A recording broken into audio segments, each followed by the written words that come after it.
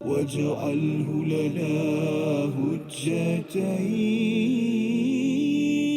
يا رب العالمين.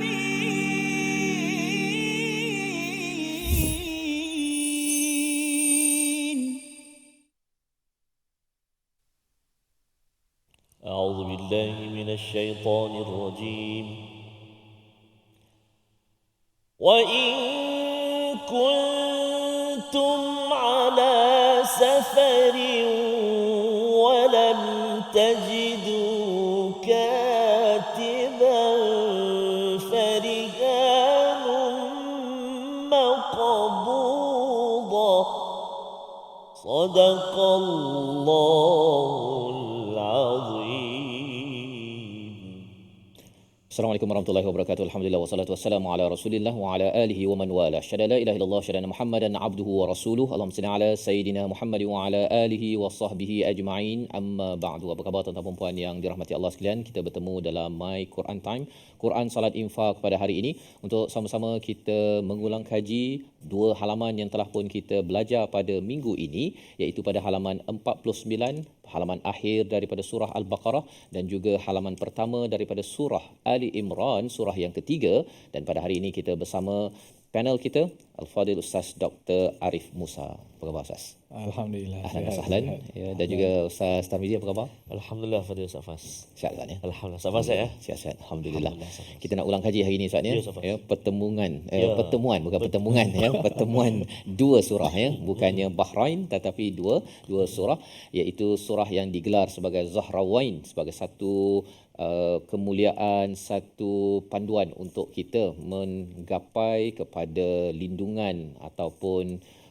teduhan apabila sampai di akhirat nanti dengan kita membaca dua surah ini. Mari sama-sama kita mulakan sesi kita dengan doa subhanakala ilmalana illa ma 'allamtana innaka antal alimul hakim rabbi zidni ilma. Sama-sama kita ingin melihat kepada ayat 283 sebagai permulaan, di mana yang dibacakan oleh Al-Fadhil Ustaz Tarmizi awal tadi berkaitan dengan, dan jika kamu bermusafir dan kamu tidak mendapatkan seorang penulis, maka hendaklah ada barang jaminan yang dipegang. Farihanum maqbudah, ada rahnu yang perlu diberikan kepada rakan yang memberi hutang kepada kita. Jadi dalam ayat 282, ayat paling panjang, ayat 283 berkaitan dengan hutang Ustaz ya.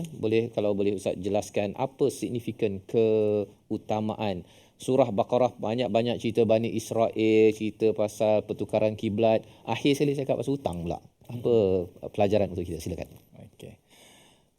Alhamdulillah wassalatu wassalamu ala Rasulillah wa ala alihi wa sahbihi wa man walah. Assalamualaikum warahmatullahi wabarakatuh untuk tuan-tuan dan juga penonton di rumah sana. Pertama sekali terima kasih Ustaz Faz atas soalan yang baik ya. Kerana kita melihat bahawa di dalam Al-Baqarah ini Allah Subhanahu Wa Taala menceritakan banyak hukum hakam dan diakhiri pula dengan ayat hutang ni lah. Kalau dalam bahasa Arab dia kita panggil sebagai ayatud dain. So mengapa diletak di sini dan apakah signifikan dia?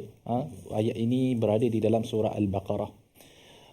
Kalau kita melihat, dan kita pernah sebutkan juga sebelum ini, surah Al-Baqarah adalah satu surah yang menggariskan panduan seorang khilafah.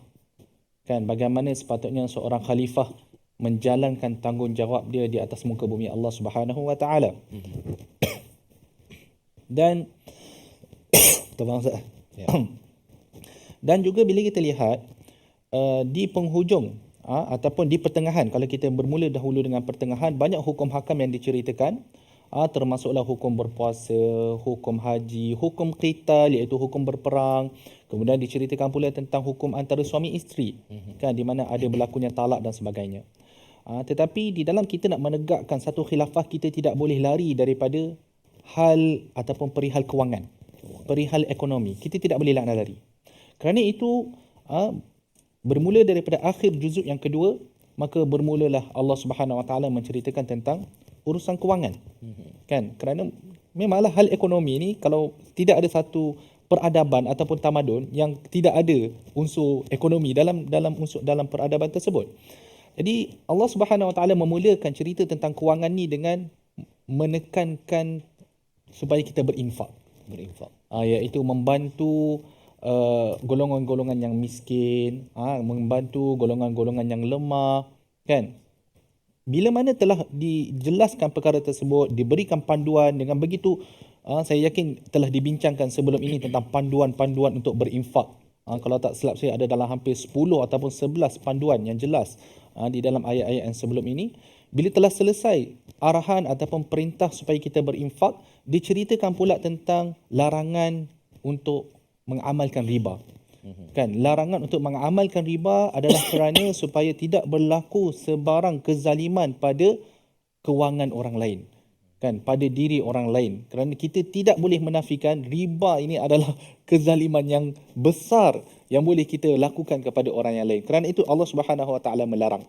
Kan, jadi untuk kita nak membangunkan satu tamadun, satu kerajaan yang berasaskan kepada Islam, maka kita tidak boleh mengamalkan riba. Kan? Dan di akhir sekali Allah Subhanahu Wa Taala meletakkan satu perkara lagi. Kan? Dan kita tidaklah mengatakan kerana dia duduk di akhir maka dia tidak berapa penting. Tidak. Tetapi ini untuk nak melengkapkan apakah unsur-unsur ataupun apakah perkara-perkara yang perlu dilihat di dalam perihal ekonomi ataupun perihal kewangan ini. Iaitu kalau saya tidaklah menampak kepada ayat hutang itu sendiri, tetapi kita nak melihat bagaimana Islam nak letakkan jaminan dan ketelusan pada perihal kewangan. Jadi itu yang saya nampak. Kerana itu Islam meletakkan jaminan kewangan ni, contoh dia kalau kita nak buat pinjaman, maka perlulah ada dokumen. Dokumentasi itu penting. Jadi ayatul dain ni, kalau kita baca ayatul dain dalam muka surat yang ke 48 tu, dia membincangkan dengan begitu terperinci mengenai menulis apa? Menulis hutang tersebut. Jadi dokumentasi hutang itu perlu ada. Dan alhamdulillah sekarang kita memang melakukanlah. Kalau kita buat pinjaman dengan bank lah, pinjaman dengan bank, memang kita biasa ada dokumen-dokumen dia, ada agreement dia. Jadi itu sebenarnya memang disarankan oleh Allah Subhanahu Wa Taala di dalam Al-Quran. Kan? Jadi istilah dokumentasi, dan di belakang ini kita nampak gadai, pajak gadai lah. Contoh kita minjam satu benda dan kita memajakkan harta kita. Jadi seolah-olahnya di sini Allah nak menekankan di dalam ayat 283 dan juga ayat 282 yang sebelumnya, Allah nak menekankan tentang jaminan. Allah nak menekankan tentang ketelusan. Allah nak menegakkan keadilan di dalam kita transaksi kewangan supaya tidak ada pihak yang terzalim disebabkan transaksi yang tak berapa nak jelas. Wallahu taala alam. Terima kasih diucapkan pada Al-Fadhil Ustaz Dr. Arif Musa untuk menjelaskan bagaimana ayat-ayat hutang yang disampaikan pada 282 dan 283 itu adalah jaminan keuangan harta yang dicari, dan ini adalah sebagai salah satu ciri ketamadunan yang dibina oleh Al-Quran dalam surah Al-Baqarah. Apabila kita ingin menjadi pemimpin, ingin menjadi khalifah di atas muka bumi ini. Dan atas dasar ketelusan itulah sebenarnya ayat 284 kita ingin baca untuk melihat bagaimana Allah menekankan tentang ketelusan ini amat penting untuk kita. Ayat 284 dibacakan Al-Fadhil Ustaz Tarmizi. Silakan. Terima kasih Al-Fadhil Fazrul, Al-Fadhil Ustaz Fazrul, Al-Fadhil Ustaz Dr. Arif, tuan-tuan dan puan-puan, ibu-ibu, ayah-ayah, penonton, sahabat Al-Quran dikasihi dirahmati Allah Subhanahu Wa Taala. Ayat yang ke-284. Saya kira ayat-ayat yang berikutnya ini antara ayat yang menjadi rutin bacaan.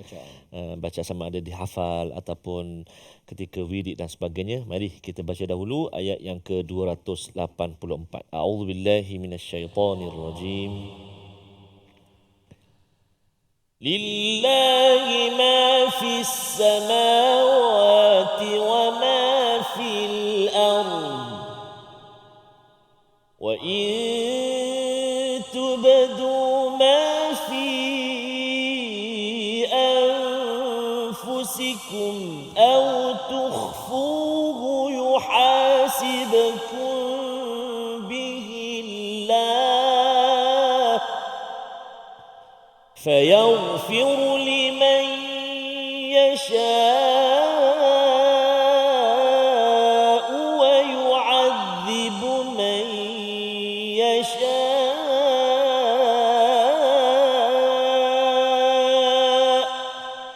والله على كل شيء قدير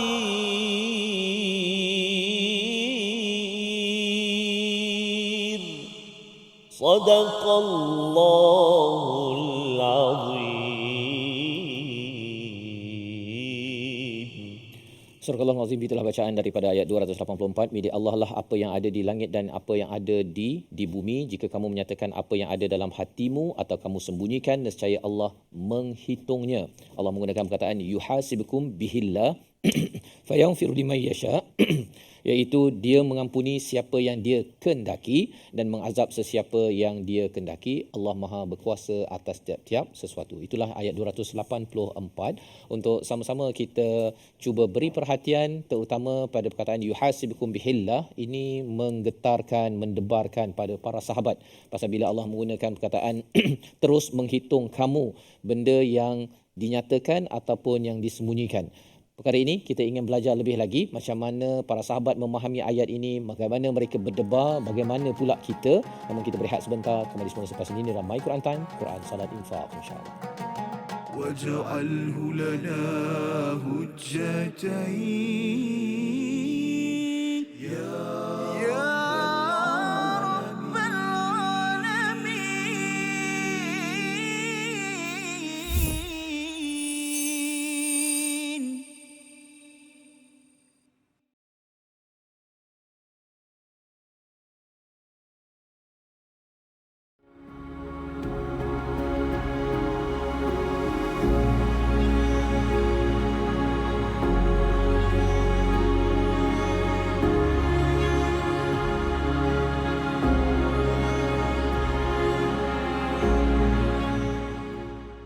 Al-Quran. Pelajari dan dalami kesempurnaan bacaan mengikut hukumnya. Fahami dan hayati maksudnya. Amalkan dan jadikannya sebagai panduan kehidupan. Bukan hanya kita belajar tadabbur, bahkan kita akan belajar tajwid secara mendalam dan ada segmen hafazan. Saksikan episod baharu My Quran Time 2.0 setiap hari 12.30 hari di TV9 juga di saluran Astro 149. مجاهينا وارزقنا تلاوته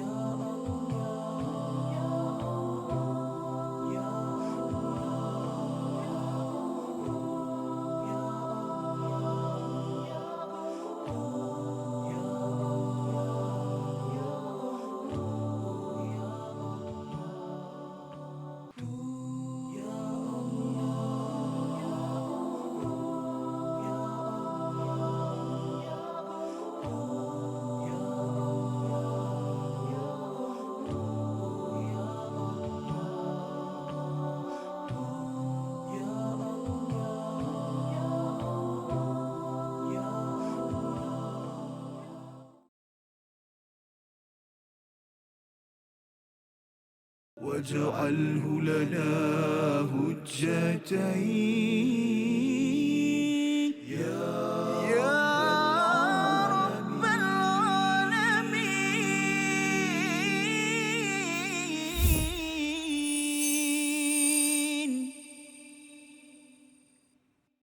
Kembali kita dalam My Quran Time, Quran Salat Infaq pada hari ini. Sama-sama kita mengulang kaji pada halaman 49 dan 50. Dan Alhamdulillah sebentar tadi sudah pun kita membaca bersama Al-Fadhil Ustaz Tarmizi ayat 284. Lillahi ma fis samawati wa ma fil ard. Milik Allah lah apa yang ada di pelbagai petala langit dan apa yang ada di bumi. Kita terus ingin memahami ayat ini, mengapa ayat ini muncul selepas daripada ayat hutang sebentar tadi dan mengakhiri surah Al-Baqarah. Apatah lagi bila para sahabat bila mendengar ayat ini mereka gemetar, mereka bertemu dengan Rasul sallallahu alaihi wasallam. Kalau boleh dicerahkan, silakan Ustaz. Terima kasih Ustaz sekali lagi atas soalan mengenai yuhasibukum bihillah, mengenai ayat yang 284, bagaimana Allah Subhanahu wa taala berfirman lillahi ma fis samawati wa ma fil ard. milik Allah lah apa yang ada di langit dan apa yang ada di bumi. Jika kamu menyatakan apa yang ada di dalam hati kamu atau kamu sembunyikan, nescaya Allah akan menghitungnya tentang perbuatan itu bagimu. Jadi ayat ini kalau kita melihat kepada riwayat yang disebutkan oleh Ibn Abbas radhiyallahu anhu, memang menceritakan bagaimana para sahabat merasa agak terganggu, bukan terganggu tetapi lebih kepada takut. Kerana ayat ini seolah-olah audit yang sangat ketat. Satu audit yang sangat ketat yang dikenakan terhadap manusia. Yang mana kalaulah manusia itu keluar ataupun zahirkan apa yang ada di dalam dirinya, ataupun dia sembunyikan sahaja apa yang ada di dalam dirinya, itu pun akan diaudit oleh Allah Subhanahu Wa Taala dan akan diberikan ganjaran. Kan? Namun di dalam riwayat tersebut juga bila mana turunnya ayat la yukallifullahu nafsan illa wus'aha, seolah-olah dia mengangkat rasa terbeban yang ada di dalam hati para sahabat, iaitu ayat yang ke-286, Allah tidak membebani seseorang melainkan sesuai dengan kemampuannya. Ya. Namun kalau kita melihat kepada ayat ini, kan, ayat ini juga datang selepas ayat hutang, ayat transaksi kewangan, kan. Tetapi kalau kita nak pergi dengan lebih jauh, ayat ini pun dikira sebagai seolah-olah penutup kepada yang semua sebelum ni. Jadi bukan hanya kepada transaksi kewangan itu ataupun infak benda yang berkait dengan kewangan, tetapi yang sebelum itu daripada hukum talak, daripada hukum qital dan hukum seterusnya. Seolah-olah Allah Subhanahu Wa Taala nak menyatakan di dalam ayat ini bahawa milik Allah segala apa yang ada di bumi dan di langit. Maka Allah berhak untuk meletakkan hukum apa yang Allah rasakan sesuai untuk manusia dan ia memberi manfaat kepada manusia. Hukum hakam syariat bukan milik kita untuk kita nak tentukan, tetapi dia adalah milik Allah. Kerana di langit milik Allah, bumi pun milik Allah. Jadi Allah yang tahu apa yang baik untuk kita. Kan? Jadi wa in tubdu ma fi anfusikum aw tukhfuhu yuhasibukum bihillah. Kalau kamu zahirkan apa yang ada dalam diri kamu ataupun kamu sembunyikan, Allah akan menghisap kamu. Jadi Allah nak melihat bagaimana interaksi kita terhadap syariat-syariat yang Allah telah turunkan. Kan? Jadi ini menunjukkan kepada ilmu Allah yang tidak terbatas. Kan? Tetapi dalam mentafsirkan ayat ini, para ulama juga menyebut ayat ini seolah-olah kalau kita nak lihat dia beratlah. Kan? Takut. Takkan benda yang kita simpan dalam hati pun kena. Kan? Jadi untuk menjelaskan perkara ini, Nabi SAW telah pun membawa satu hadis yang mana kalaulah seseorang itu terlintas dalam hati dia, kan, benda yang jahat tetapi dia tidak melaksanakan lintasan tersebut, maka Allah Subhanahu Wa Taala tidak mengira. Tetapi kalaulah seseorang mukmin dia berazam untuk melakukan sesuatu perkara, telah mendapat satu pahala. Kalau dia melaksanakan perkara tersebut, mendapat 10. Tetapi kalau untuk perkara yang jahat, contoh dia lintasan hati dia, Allah tak kira lagi. Tetapi kalau dia buat perkara maksiat tersebut, Allah akan ambil kira satu. Jadi ini menunjukkan seolah-olah bahawa Islam ini adalah agama yang realistik. Bukan agama yang membebankan, bukan agama yang menyusahkan. Bahkan Islam melihat kepada tabiat dan kemampuan seorang manusia. Jadi kalau terlintas perkara dalam hati kita, benda yang maksiat, selagi mana kita tidak berazam untuk melaksanakan perkara tersebut, contoh kita nak merompak, contohlah kan nak merompak, siap dah barang semua apa semua, nak merompak kan. Tiba-tiba kereta polis parking depan bank. Tak jadi. Kan? Itu dikira Allah lah tu. Itu dikira. Dah dikira. Sebab dia dah berazam dah tu. Cuma tak dapat nak buat. Kan? Itu dikira. Tetapi selagi mana ia hanyalah satu lintasan dan tidak memberi apa-apa kesan. Contoh, tidaklah ada persediaan nak buat benda tersebut. Tidaklah dah merancang. Kalau hanya sekadar lintasan, maka ia tidak dikira Allah Subhanahu Wa Taala dan akan diampunkan oleh Allah Subhanahu Wa Taala. Tidak dikiralah perkara tersebut. Tetapi benda yang baik Allah akan mengira. Ini menunjukkan luasnya ilmu dan juga luasnya rahmat Allah Subhanahu Wa Taala. Wallahu a'lam. Terima kasih diucapkan pada Al-Fadhil Ustaz Dr. Arif untuk menjelaskan hakikat ayat 284 ini. Sudah tentunya kita memahami ayat ini sebagai satu keluasan ilmu Allah Subhanahu Wa Taala dan kesesuaian ataupun layaklah kan Allah yang menentukan segala-galanya. Yang tak layaknya kita lah Ustaz kan. Sedar diri bahawa kalau ada yang kata saya tak puas hatilah dengan peraturan infak ataupun peraturan riba kan, ataupun apa sahaja peraturan talak yang telah kita belajar pada juz yang kedua itu, tetapi rupa-rupanya kita ni kerdil sangat Ustaz kan. Kerdil sangat, kita pun nak urus diri sendiri pun, nafasnya dengan pengaliran darah jantung apa sebagainya pun tak mampu nak urus, kemudian tiba-tiba kata tak puas hati dengan Tuhan pula, itu memang orang cakap kurang sikit ajaran yang telah dimasukkan dalam diri. Jadi tuan-tuan sekalian, apabila kita melihat ayat 284, dua ayat seterusnya ini adalah dua ayat yang dinyatakan Nabi diangkat ganjarannya, iaitu dalam hadis dinyatakan man qara'a bil ayatain min akhir surat Baqarah fi lailatin kafatah. Ada satu istilahnya, iaitu barang siapa baca dua ayat pada waktu malam, ayat 285 286, maka ia mencukupi. Mari sama-sama kita baca ayat 285 ini dan kita ingin cuba memahami apa maksud kafatah dalam hadis Nabi sallallahu alaihi wasallam. Ayat 285 bersama Fadil Ustaz Tarmizi. Sila. Terima kasih Fadil Ustaz Fazrul, Fadil Ustaz Dr. Arif, tuan-tuan dan puan-puan, ibu-ibu, ayah-ayah, sahabat Al-Quran yang dikasihi lagi dimuliakan Allah Subhanahu wa taala. Ayat yang ke-285, ingat susunan dia, wa malaikatihi wa kutubihi wa rusulih. Kadang kat situ dia malaikat dulu ke rasul dulu ke apa kitab dulu, ada mari kadang-kadang. Dia kadang kalau baca di luar solat okey, kalau dalam solat kadang-kadang dia mari macam tu lah. Biasalah dalam solat. Dr. Arif tak apalah. Dia wakil Malaysia. Arif dia Arif dia. Subhanallah. Baik, jadi tuan-tuan dan puan-puan, ibu ayah sekalian, mari kita baca ayat 285. A'udzubillahi minasyaitonirrajim. Amana ar-rasulu bima unzila ilayhi min rabbih والمؤمنون كل آمن بالله وملائكته وكتبه ورسله لا نفرق بين أحد من رسله وقالوا سمعنا وأطعنا غفرانك وقالوا سمعنا وأطعنا غفرانك ربنا وإليك المصير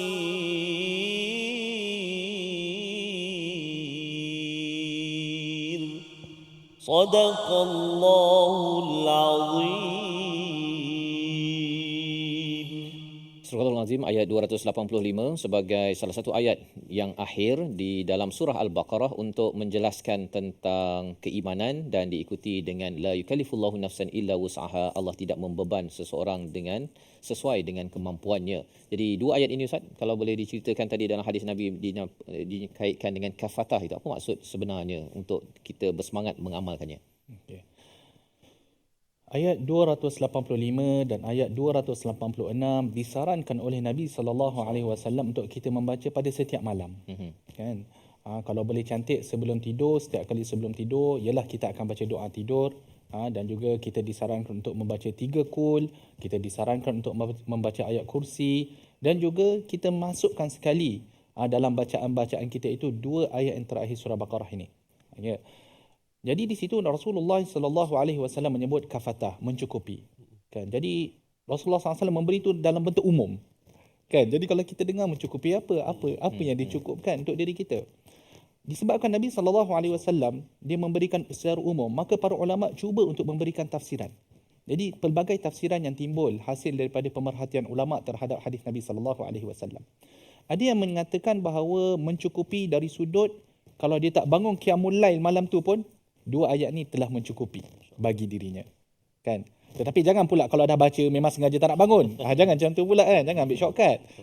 Tapi kalau dah baca pun, contoh lepas tu malam tu dia tidak bangun, maka 2 ayat ini mencukupi untuk dia tidak melaksanakan qiyamul lail pada malam tersebut. Ada yang mengatakan dia cukup kalau dia tak baca Al-Quran selepas itu pun 2 ayat ini yang mencukupi bagi dirinya. Ada yang mengatakan bahawa 2 ayat ini mencukupi bagi dirinya kerana ia akan memelihara diri seseorang itu daripada gangguan syaitan. Dia boleh memelihara seseorang itu daripada apa-apa kejahatan yang dibuat oleh jin dan manusia. Dia boleh cukup bagi seseorang itu memelihara dirinya daripada sebarang bala bencana. Jadi ini yang disebutkan oleh Al-Imam Ibn Hajar dalam kitab Fathul Bari, dengan begitu beberapa ulama lah telah Ibn Hajar menyebutkan pendapat-pendapat para ulama dalam menjelaskan hadis ini. Ya. Tetapi apa yang saya nak bawa untuk membincangkan bersama dalam sesi kali ini adalah satu pendapat yang mengatakan ayat ini mencukupi dari sudut memasakkan akidah di dalam hati seseorang. Kan? Kalau kita lihat ayat ini, cantik juga kedudukan dia berada di belakang. Di belakang di penghujung surah Baqarah tadi. Kalau tadi kita katakan bahawa ayat 284 menunjukkan kesempurnaan ilmu Allah dan kelayakan Allah untuk menentukan hukum-hukum syariat. Ya Ustaz? Tadi kita sebutkan. 284. Jadi di dalam ayat 285, ia seolah-olah satu ikrar daripada orang yang beriman. Satu ikrar daripada kita bahawa inilah yang akan kita ikut, inilah ayat-ayat yang kita beriman kepadanya. Satu ikrar. Dan ikrar itu pula diikuti pula dengan satu doa. Kan? Jadi ikrar ni apa? Kami beriman. Kami beriman dengan Allah, kami beriman dengan malaikat, kami beriman dengan kitab Allah, kami beriman dengan Rasul-Rasul Allah Subhanahu Wa Taala. Bila kita kata beriman ni, iman ni bukan hanya benda sekadar apa yang kita sebut di mulut. Dia adalah benda yang disebutkan di mulut, wasaddaqatul a'mal. Yang maksud dia dan amalan menyusuli iman tersebut. Sebab itu kerana itu di hujung tu disebut waqalu sami'na wa ata'na. Kita mendengar ayat-ayat Allah. Kita mendengar segala ayat yang membicarakan tentang hukum hakam dan syariat Allah. Adakah kita nak sebut wa asaina ataupun wa ata'na? Kalau orang beriman, ikrar kita adalah wa ata'na. Wa ata'na maksudnya kami taat. Bila kita taat ni, maksud dia janganlah mempersoalkan lagi kesahihan hukum tersebut, kesesuaian hukum tersebut untuk dilaksanakan. Kan? Jadi kita dengar dan kita taat. Kemudian ghufranak, maha suci engkau, memohon keampunan daripada Allah, Rabbana wa ilaikal masir, dan kita akan kembali kepada Allah Subhanahu Wa Taala. Jadi bila disebutkan mencukupi itu seolah-olah memasakkan di dalam hati kita, kan, bahawa kita ni beriman pada Allah, kan, dan kita telah bersedia untuk melaksanakan segala syariat Allah Subhanahu Wa Taala.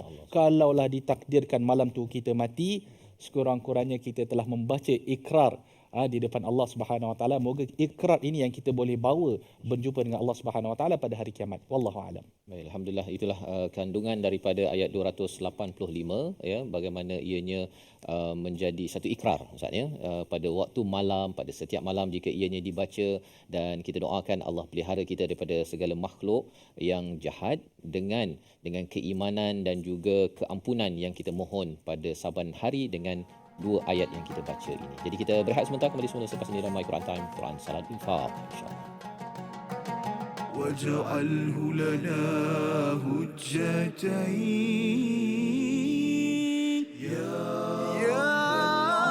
رب العالمين.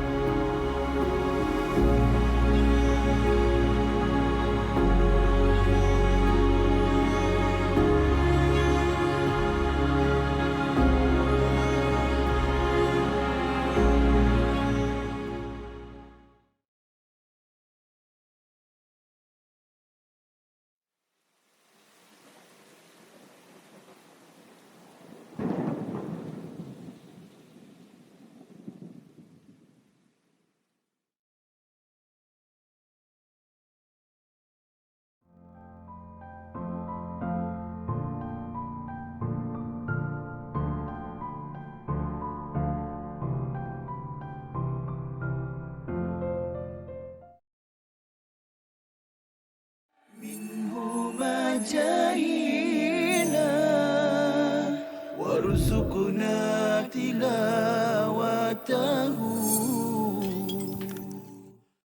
Ayat yang berkenaan dengan puasa, ayyaman ma'dudat. Okey, ini adalah hari-hari yang sedikit sahaja. Sekarang ni pun dah sampai 20 dah. Kita tak perasan dah sampai 20 dah, okey. Dengan itu yang tak boleh buat ialah kita tak boleh mengabaikan masa kita. Kita akan ditanya tentang masa kosong kita. Okay, dan Nabi SAW sebutkan ni'matan maghbunun fihima kathirun minan nas, dua nikmat yang kebanyakan manusia terpedaya dengan nikmat ini. As-sihhatu wal faragh. Sihat maksudnya badan yang sihat. Al-faragh masa yang ada, yang kosong. Okay, so bila masuk malam tu tak tahu nak buat apa. Itu masalah tu sebenarnya. Okay, isikan masa yang kosong itu dengan apa yang kita sebutkan tadi, apa saja bentuk amalan ibadat sama ada yang khusus ataupun yang umum, membantu orang Islam, membantu binatang ke apa semua yang memerlukan bantuan kita bantu. Dengan itu kita dah mengisi masa kita. Okey. Okay, so jangan, yang tak boleh buat adalah jangan kita buang masa.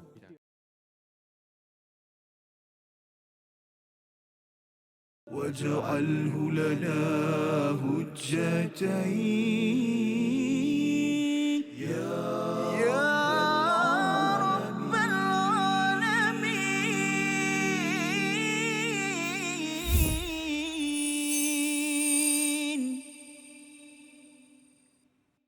أعوذ بالله من الشيطان الرجيم.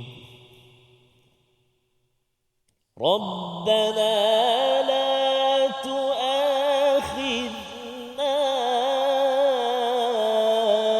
إن نسينا أو أخطأنا صدق الله العظيم. Kembali kita dalam My Quran Time, Quran Salat Infak pada hari ini untuk sama-sama kita melihat kepada ayat dalam halaman yang ke-49 dan halaman yang ke-50. Dan pada ayat 286 yang dibacakan sebentar tadi Ustaz ya, bila Ustaz menyatakan bahawa kafatah dalam hadis itu mencukupi kerana ia melibatkan memasakkan ya mengutuhkan lagi berkaitan dengan iman, tetapi dalam ayat 286 ini ada kaitan dengan doa ya, dan ada 3 rabbana di sini ya, rabbana la tuakhizna, rabbana wala tahmil alaina, dan juga rabbana wala tuhammilna ya. Jadi 3 rabbana itu diikuti dengan 3 permintaan mohon diampunkan, wa'fu anna waghfir lana warhamna. Apakah sebenarnya kekuatan yang ada pada ayat 286 ini dan kesannya bila bercakap tentang kafatah sebentar tadi? Silakan. Jadi disebutkan tadi pada ayat yang ke-285 bahawa ia adalah satu ikrar. Ikrar di mana kita beriman dengan segala yang telah diturunkan oleh Allah Subhanahu Wa Taala dan kita berjanji untuk mengikutnya. Kita bacakan waqalu sami'na wa ata'na. Tetapi dalam kita nak merealisasikan janji itu sebagai seorang manusia, kita fahamlah. Kan? Kita mesti ada kekurangan sana dan sini. Kan? Jadi disebabkan itu, maka ayat ini yang menjadi penutup kepada surah Al-Baqarah itu sendiri, selepas mana diceritakan pelbagai hukum hakam, akhirnya datang ayat ini dengan doa-doa yang berikut. Kan? Jadi doa ini adalah menunjukkan bahawa kita ni kerdil dan kita ini memang mengharapkan kepada rahmat Allah Subhanahu Wa Taala. Kita ini tidak boleh berlaku bongkak dalam menerima apa yang telah diperintahkan oleh Allah Subhanahu Wa Taala. Rabbana la tu'akhidna in nasina aw akhtana. Ya Allah, kau jangan nak ambil kira kalau kami terlupa ataupun kami tersilap. Sebab dalam kita nak merealisasikan janji pada ikrar kita tadi tu, kadang-kadang kita akan tersilap langkah. Kadang-kadang tertidur lebih, tak solat. Ataupun talak tak ikut syarat ataupun tak ikut cara dia. Kedekut. Ada hari kita infak lebih, ada hari kita kedekut ke? Jadi akan ada tersalah langkah sana dan sini, dan kalau tersilap, minta-minta Allah Subhanahu Wa Taala tidak mengambil kira. Sebab kita tahu dah, kita sebagai kullu bani Adam khata' wa khairal khata'in at-tawwabun. Kita tahu kita ni akan banyak melakukan kesalahan kerana itu ada di dalam fitrah kita, dalam nature kita. Bila cakap tersilap tadi Ustaz ya, tadi yang Ustaz cakap pasal rompak tu kan, dia dah bersedia dah tu kan, lepas tu sampai depan tu ada kereta polis kan, alamak sebenarnya saya tersilap ya Allah. Yang itu macam mana dia punya, adakah itu tersilap ataupun dah dikira juga tu? Di situ kalau kita lihat, memandangkan perancangan telah dibuat dengan begitu rapi, cuma benda lain yang membatalkan, maka kita kira di situ telah ada azam. Maka azam itu memang dia tersilap. Tetapi dalam Islam ni tidak ada masalah. Pintu rahmat dan pintu taubat itu sentiasa terbuka malam yugharghair. Selagi mana seseorang itu tidak capai roh dia ke halkum dia. Maksudnya tidak ada masalah untuk dia bertaubat. Tapi dia salah, memang salah. Memang tidak ada salah. Kalaupun dia ditangkap, saya rasa undang-undang pun mungkin ada juga cara untuk nak mensabitkan kesalahan tersebut. Kan? Mungkin dah nampak dia ni memang betul-betul nak buat. Mungkin wallahu alam, minta maaf saya bukan pakar undang-undang lah. Mungkin boleh disabitkan juga kesalahan tersebut, mungkin dengan niat niat mencederakan ataupun niat untuk merompak, mungkin boleh.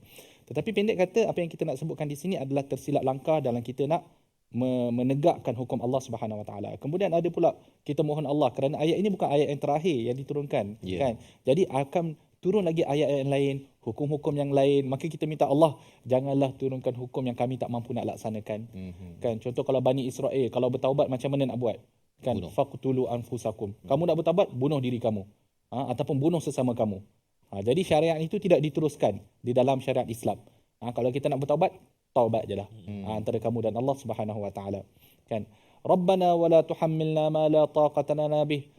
Ya Allah, janganlah kamu timpakan pada kami bala bencana yang mana kami tak mampu nak menerima. Kan, dan akhir sekali tidak dinafikanlah kita memerlukan kepada keampunan Allah Subhanahu Wa Taala, kita perlukan kepada rahmat Allah Subhanahu Wa Taala. Wa'fu 'anna waghfir lana warhamna. Ampunkanlah dosa kami, padamlah dia daripada catatan amalan kami dan berikanlah rahmat kepada kami. Ini seolah-olah kita sedang ilhah. Seolah-olah kita ilhah ni maksud kita memang merayu-rayu pada Allah Subhanahu Wa Taala. Sebab tu ayat ni bagus kalau kita baca setiap malam, kan, kerana dia membina balik hubungan kita dengan Allah Subhanahu Wa Taala tu sebelum kita tidur. Kan? Dengan harapan kalau dah bina hubungan, esok bangun tu insya-Allah mudahlah. Kan?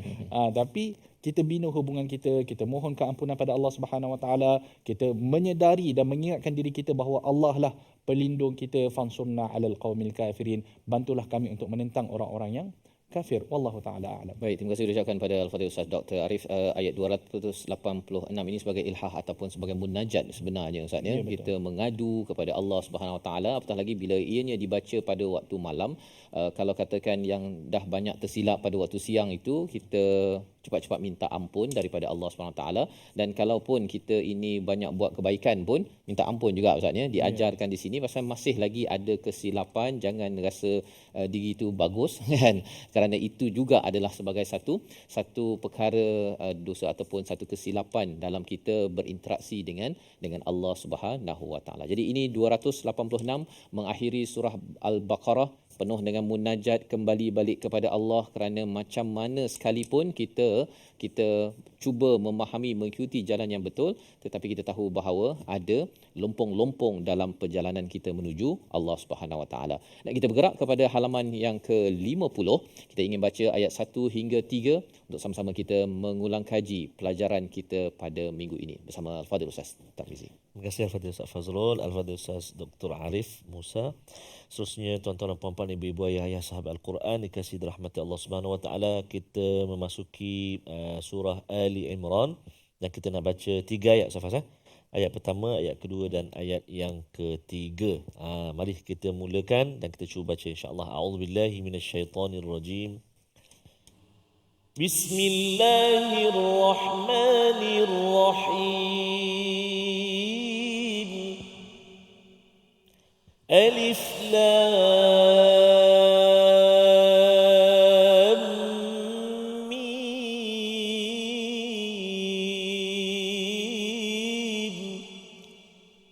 Allahu la ilaha illa huwal hayyul qayyum.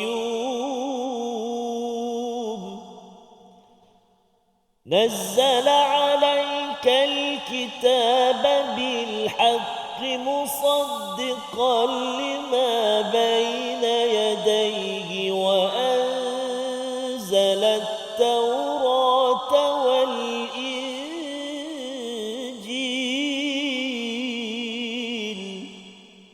Sadaqallahul azim. Surah Al-Azim, itulah ayat pertama hingga ayat yang ketiga daripada surah Ali Imran, di mana Allah memulakan dengan huruf muqatta'ah alif lam mim, sama seperti surah Al-Baqarah, diikuti dengan Allahu la ilaha illa huwal hayyul qayyum yang seperti ayat 255 surah Al-Baqarah, ayatul kursi, dan kemudian Allah menggunakan perkataan nazzala dan juga wa anzalat taurata wal injil pada ayat yang ketiga. Terus kita ingin melihat apakah pelajaran yang perlu kita ambil daripada ayat yang ketiga ini. Sebagaimana kita ambil pelajaran daripada ayat kedua surah Al-Baqarah, tidak ada keraguan pada kitab, terus ia menjadi panduan hidayah pada orang yang bertakwa. Bersama Ustaz. Jadi ayat yang 1 hinggalah ayat yang ketiga, Allah Subhanahu Wa Taala memulakan seperti mana yang Ustaz sebutkan. Allahu la ilaha illa huwal hayyul qayyum. Ini menyebut tentang sifat-sifat Allah Subhanahu Wa Taala. Kemudian terus diceritakan tentang kebenaran Al-Quran, sama juga ya. Betul juga cakap Ustaz, dia sama trend dia ataupun cara dia seperti di dalam surah Al-Baqarah. Dzalikal kitabu la raiba fihi. Kan? Jadi kalau kita ikutkan Baqarah itu, bila mana dia mengatakan bahawa Quran ini adalah daripada Allah Subhanahu Wa Taala, maka hukum hakam yang diturunkan selepas itu juga adalah daripada Allah Subhanahu Wa Taala. Maka di dalam ayat ini pula, nazzala 'alaikal kitaba bil haqqi musaddiqan lima baina yadayhi wa anzala at-taurata wal injil. Allah menurunkan kitab Al-Quran dengan benar, dengan kebenaran, maksudnya memang betul-betul. Bukannya apa Quran ini mengandungi kebatilan ke apa, tidak. Memang Allah menurunkan dan dia dipenuhi dengan kebenaran. Dia kitab Al-Quran ini membenarkan kitab-kitab yang sebelumnya, kemudian wa anzalat taurata wal injil, dan Allah juga telah menurunkan Taurat dan juga Allah menurunkan Injil. Menarik sebab di pembukaan itu adalah seolah-olah telah memberikan indikator bahawa apa yang akan dibincangkan selepas ini. Kerana surah Ali Imran banyak di mana Allah Subhanahu Wa Taala berkhitab, berbicara dengan golongan ahli kitab. Kan, sebab itu banyak dialog dan banyak Allah mematahkan hujah-hujah yang dipegang oleh ahli kitab. Kan? Jadi ini sebelum nak mematahkan hujah tersebut, Allah cakap awal-awal lagi. Aku turunkan Al-Quran ini dan aku juga yang menurunkan Taurat yang kamu pegang, dan Allah juga yang menurunkan Injil yang kamu pegang. Semua kitab ni aku yang turunkan, Allah kata. Jadi itu adalah mukaddimah dah tu. Maksudnya lepas ni kenalah. Tunggulah. Sebab kitab engkau pun aku yang turunkan. Aku tahu mana yang ada, mana yang masih kekal seperti asal. Aku tahu mana yang kamu ubah. Jadi bermulalah hujah-hujah yang akan Allah turunkan selepas ini untuk ahli kitab. Wallahu a'lam. Masya-Allah ya. Jadi itu satu permulaan introduction Ustaz ya, sebelum Najran, orang-orang Kristian datang kepada Nabi itu, bila dengar ni kata okey, dah set dia punya pentasnya, sama ada akan menang ataupun kalah, kerana Allah menyatakan Allah yang berkuasa ya, Allah Al-Hayyu Al-Qayyum ini yang menghidupkan segala-galanya ini, Tuhan yang sama yang pernah menurunkan Taurat, Injil dan juga Al-Quran yang sedang dipegang kita pada hari ini. Kita berehat sebentar, selepas ini kita akan melihat apakah kandungan bagi halaman 50 ini. My Quran Time, Quran Salat Infaq, insya-Allah. واجعله لنا هجتين يا رب العالمين.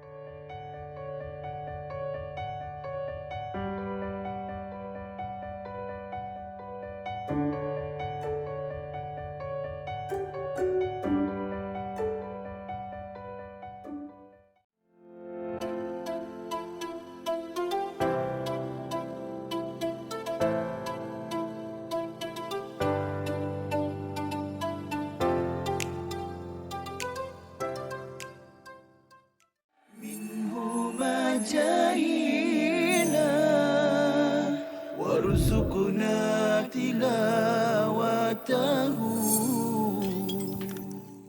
Hadis ni dikategorikan sebagai hadis palsu kerana dia mempunyai ciri-ciri hadis palsu, iaitu amalan yang ringkas saja, maknanya satu amalan tetapi ganjaran dia seperti ganjaran pahala Nabi Ibrahim. Masya Allah, macam tu Ustaz ini.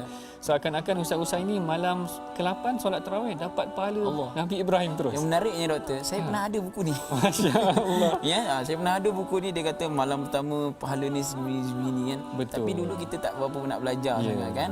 Jadi kita dah tahu tentang kata hadis yang viral tapi tak sahih ni, kita ambil lah iktibar kan. Betul. Yang ni yang sangat penting kita belajar tentang pengajian hadis ni tuan-tuan. barangkali sebelum ni banyak juga tersebar hadis-hadis yang kita biasa dengar dalam masyarakat, tetapi kita bimbang hadis-hadis ini adalah hadis yang tidak kena ataupun tidak benar. Dan salah satu ciri-ciri hadis yang tidak betul ataupun palsu ini, seperti mana yang disebutkan dalam slide itu tadi, ganjaran yang sangat besar terhadap satu pahala, terhadap satu amalan yang kecil. واجعله لنا هجتين يا رب العالمين.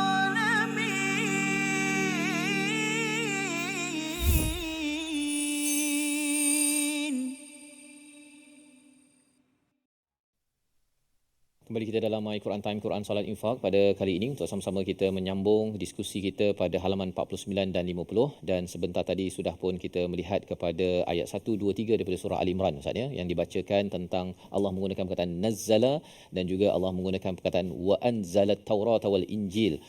Sudah dimaklumkan ini sebagai satu pentas awal ya, menekankan bahawa Allah berkuasa yang Al-Hayyu Al-Qayyum menurunkan Al-Quran, menurunkan Taurat, Tuhan yang sama menurunkan Injil, tetapi perkataan nazzala dan anzala itu digunakan dalam bentuk yang berbeza Ustaz ya. Mungkin Ustaz boleh jelaskan dan apa kepentingan untuk kita yang sedang mendalami Al-Quran ini. Okey. Kalau kita lihat pada ayat yang ketiga, kita baca nazzala alaikal kitab. Kalau kita baca terjemahan dia, Allah yang menurunkan kitab Al-Quran. Kalau kita baca di penghujung ayat tersebut, wa anzalat Taurata wal Injil, sama juga Allah menurunkan Taurat dan Injil, tapi cara ayat itu diolah, cara perkataan itu diolah berbeza. Jadi apakah hikmah di sebalik penggunaan perkataan yang berbeza ini? Kalau kita melihat kepada rujukan ahli tafsir, Al-Imam Ibn Ashur, kemudian kita lihat kepada kitab-kitab tafsir yang lain, maka kita boleh nampak bahawa Ibn Ashur mengatakan bahawa bila menggunakan nazzala, dia menunjukkan kepada kekuatan, dia menunjukkan kepada keagungan Al-Quran itu sendiri. Kan?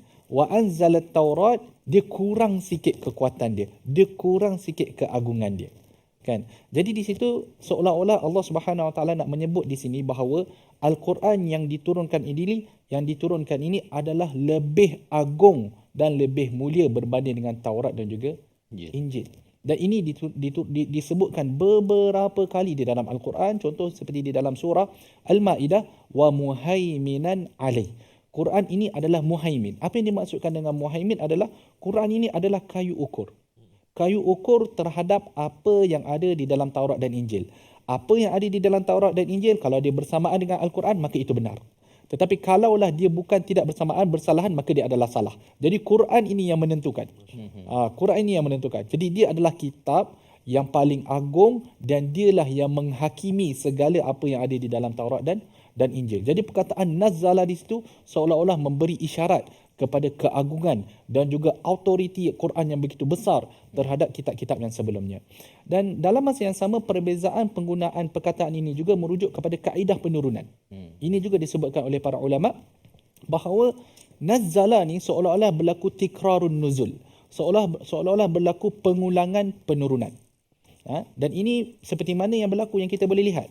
Al-Quran itu kalau kita lihat di dalam sirah Nabi SAW, Quran itu diturunkan dalam tempoh 23 tahun.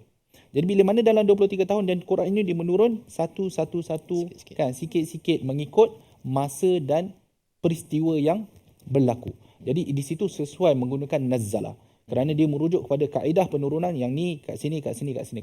Cuma kemudian Nabi SAW dibantu ataupun berpandu kepada Allah Subhanahu Wa Taala melalui Jibril mengumpulkan balik ayat-ayat tersebut dan disusun mengikut mana yang telah tertulis di dalam Lauh Mahfuz. Ya. Adapun Taurat dan Injil wa anzala, dia menunjuk kepada penurunan yang sekaligus. Jadi seperti mana yang kita baca di dalam surah Al-A'raf, Allah Subhanahu Wa Taala memberikan Taurat kepada Nabi Musa dalam bentuk alwah. Maksudnya dalam bentuk kayu yang ditulis padanya kitab Taurat, dan sempurna dah kitab Taurat tu. Kan? Jadi dia turun sekali je. Injil pun turun sekali je. Cuma Quran je yang lain, cara turun dia lain, cara penurunan Al-Quran tu lebih sesuai dengan permasalahan yang berlaku pada satu-satu masa, kan. Jadi bila mana orang akan rasa, kalau zaman tu dia akan rasa bahawa memang Quran ini yang membawa solusi masyarakat. Sebab ada satu masalah, Quran turun untuk menerangkan apakah solusi untuk menyelesaikan masalah tersebut. Jadi di situ menunjukkan kaedah penurunan. Nazzala banyak kali turun, anzala diturun satu kali sahaja. Wallahu taala alam. Terima kasih diucapkan pada Al-Fadhil Ustaz menjelaskan dua perkara ya. Nazzala itu pasal ada syaddah di situ menunjukkan sesuatu yang hebat ya, diturunkan kepada kamu wahai Muhammad, kepada kita umat Nabi Muhammad sallallahu alaihi wasallam, dan juga sudut cara turunnya itu ya, sedikit demi sedikit berbanding dengan Taurat Injil itu ya, Nabi Isa tu pandai itu waktu kecil itu kan ya. Jadi ini pelajaran untuk kita bahawa sikit-sikit ini penting Ustaz ya, ketika kita berinteraksi dengan Al-Quran ini. Boleh saja sedebuk begitu, tetapi pada Nabi pun sedikit-sedikit kita pun teruskan perjalanan kita sedikit-sedikit bersama Al-Quran. Dan kalau katakan ada jalan yang kita tak pasti, ada doa yang dibekalkan pada ayat 8 dan 9, mari sama-sama kita baca bersama Al-Fadhil Ustaz Tanwiz Abdul Rahman. Silakan. Terima kasih Al-Fadhil Ustaz Fazrul, Al-Fadhil Ustaz Dr. Muhammad Arif Musa, ibu-ibu ayah ya, tuan-tuan dan puan-puan, sahabat penonton yang dikasihi dirahmati Allah Subhanahu wa taala. Ayat 8 dan ayat 9, ayat yang ke-8 antaranya yang perlu diberi perhatian pada kalimah la tuzigh. Banyak yang baca la tuzi'. Rabbana la tuzi' qulubana. Kan? Maknanya lama dah baca tu. Masa kita kecil sehingga kita besar, sehingga solat macam tu juga. Tuzi' qulubana dengan ain, bukan dengan huruf ghain. Jadi kena hati-hati dekat situ. Mari kita cuba bacaan ayat 8 dan 9 surah Ali Imran. A'udzubillahi minasyaitonirrajim. ربنا لا تزغ قلوبنا بعد إذ هديتنا وهب لنا من لدنك رحمة إنك أنت الوهاب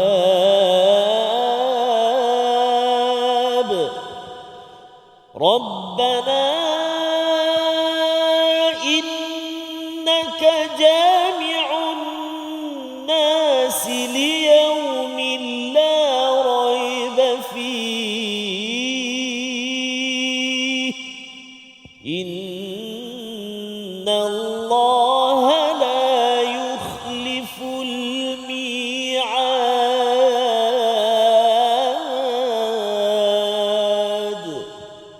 صدق الله العظيم. Astagfirullahalazim, dua doa yang dibekalkan Allah SWT pada ayat 8 9 ini amat indah istilah ataupun isinya Ustaz ya. Mungkin dalam masa yang terhad, dalam masa seminit dua ini, boleh Ustaz jelaskan apa kepentingan doa ini untuk kita amalkan? Silakan. Okay.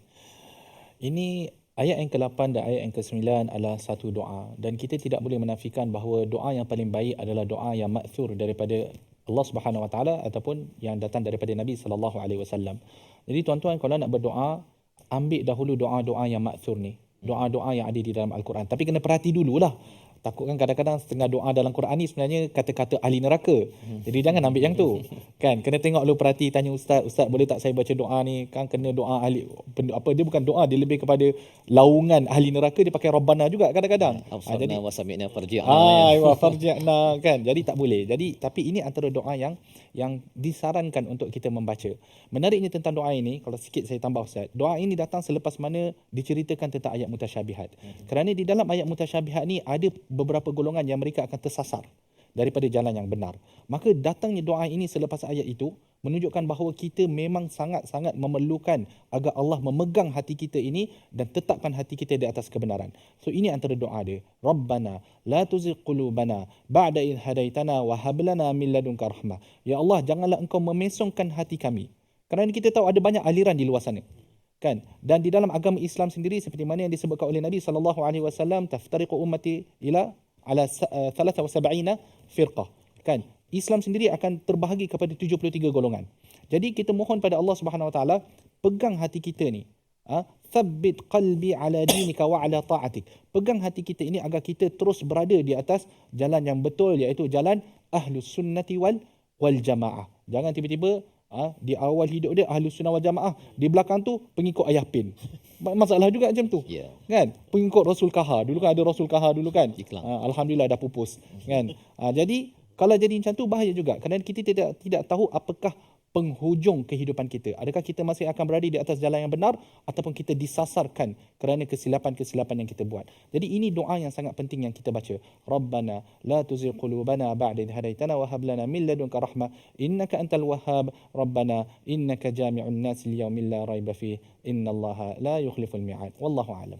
Terima kasih ucapkan pada Al-Fadhil Ustaz Dr. Arif Musa, dan di hujung ini kita mengambil peluang untuk kita membaca doa, ya, mohon Allah pimpin kita dalam kehidupan kita seharian. Mungkin Ustaz Tarmizi, kita silakan. أعوذ بالله من الشيطان الرجيم بسم الله الرحمن الرحيم الحمد لله رب العالمين والصلاة والسلام على أشرف الأنبياء والمرسلين وعلى آله وصحبه أجمعين. Ya Allah, ya Tuhan kami, ampunilah dosa kami, ya Allah, dosa ibu ayah kami, dosa ibu ayah mertua kami, muslimin muslimat, mukminin dan mukminat, birahmatika ya arhamar rahimin. Ya Allah, ya Tuhan kami, jangan kau pesongkan hati kami kepada kesesatan, ya Allah. Setelah mana kau kurniakan nikmat petunjuk dan hidayah kepada kami, ya arhamar rahimin. Wa sallallahu ala sayyidina Muhammadin nabiyil ummi wa ala alihi wa sahbihi baraka wa sallam. Walhamdulillahi rabbil alamin.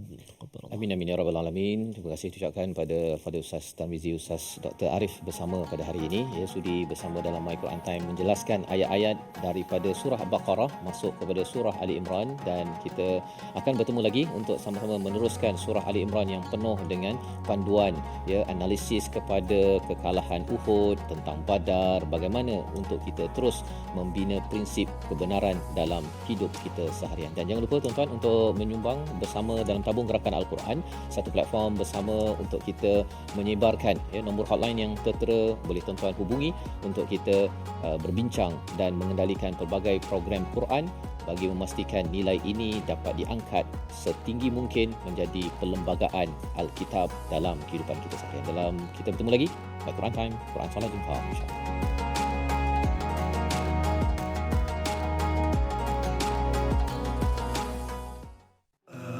آناء الليل وأطراف النهار واجعله لنا هجتين